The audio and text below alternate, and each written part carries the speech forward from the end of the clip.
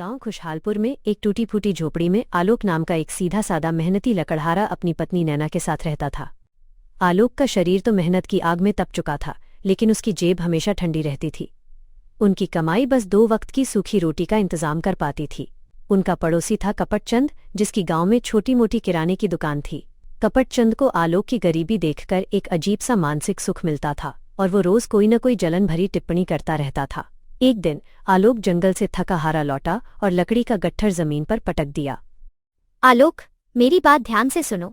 अब तुम्हारी कुल्हाड़ी का जमाना गया। हमें किस्मत को कुल्हाड़ी से नहीं, अक्ल से काटना होगा। मैं कई दिनों से सोच रही हूँ, हमें इस बार मिट्टी के सजावटी सामानों की दुकान लगानी चाहिए।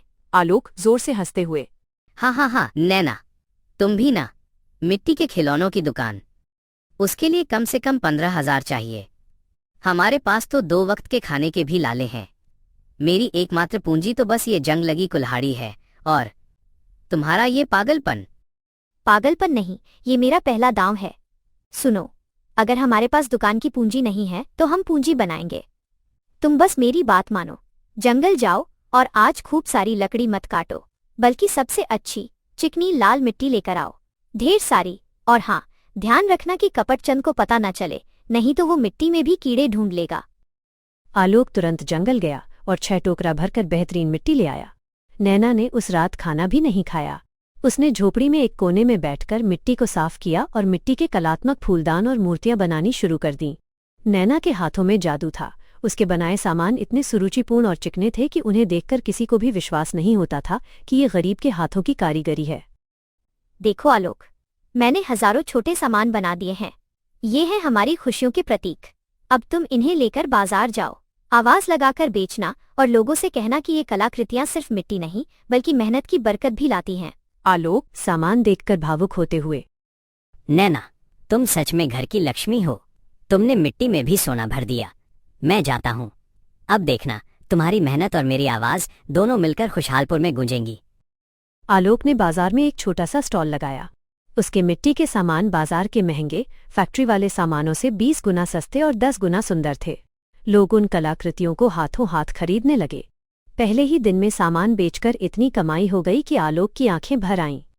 इधर कपटचंद अपनी किराने की दुकान पर बैठा था, लेकिन जब उसने देखा कि आलोक के पास पैसों की गड्डी आ रही है तो उसकी जलन की आग पूरे बाजार में फैलने लगी।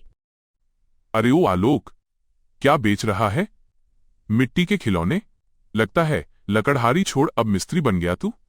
कब तक ये मिट्टी का खेल चलेगा? कहीं कोई बारिश आ गई तो तेरी पूंजी तो बह जाएगी, और फिर क्या करेगा? कपटचंद भाई, तुम अपनी नकली बासी मिठाई को बारिश से बचाओ। मेरी मिट्टी को देखो, ये इतनी अच्छी है कि तुम्हारी जलन की गर्मी से ये और भी पक्की हो जाएगी। और रही बात बारिश की, तो जब किस्मत चमकती है तो बारिश भी सोने के सिक्के बरसाती है। अब जाओ, मुझे धन कमाने दो। कपटचंद का मुंह गुस्से से लाल हो गया। वो कुछ कह नहीं पाया और बुदबुदाते हुए वापस दुकान पर चला गया। मिट्टी के सामान की कमाई से आलोक ने दूसरे दिन शहर जाकर बढ़िया महंगे सूखे मेवे, ड्राई फ्रूट्स और हर्बल चाय पत्ती खरीद ली। गांव वाले हैरान थे। उसी जगह पर जहां कल मिट्टी के सामान बिक रहे थे, आज मेवों और हर्बल उत्पादों का ढेर लगा हुआ था। आलोक और नैना ने संयुक्त दुकान लगाई। नैना एक तरफ मिट्टी के सामान बेचती थी और आलोक दूसरी तरफ मेवे और चाय पत्ती। दोनों दुकानों पर भीड़ लगने लगी। कपटचंद अपने नौकर से गुस्से में, देख उस फटेहाल लकड़हारे को। मेरी दुकान खाली है और उसकी दुकान पर ग्राहकों की भीड़ लगी है। अब मुझे कुछ बड़ा करना पड़ेगा। इस मिट्टी और मेवों की तरक्की को बुझाना पड़ेगा। कपटचंद ने एक शैतानी योजना बनाई। एक रात जब गांव गहरी नींद में था, कपटचंद चुपके से आलोक के घर के पीछे गया, जहां आलोक ने बचे हुए सूखे मेवे और चायपत्ती के पैकेट छिपा रखे थे। कपटचंद ने माचिस की तीली जलाई और उस ढेर में आग लगा दी। कपटचंद फुसफुसाते हुए शैतानी मुस्कान के साथ, अब देखो आलोक, इस आग में तुम्हारी पुरानी गरीबी और नई तरक्की दोनों ही जलकर राख हो जाएंगी। हा हा हा हा। अगली सुबह जलने की बदबू पूरे गांव में फैल गई।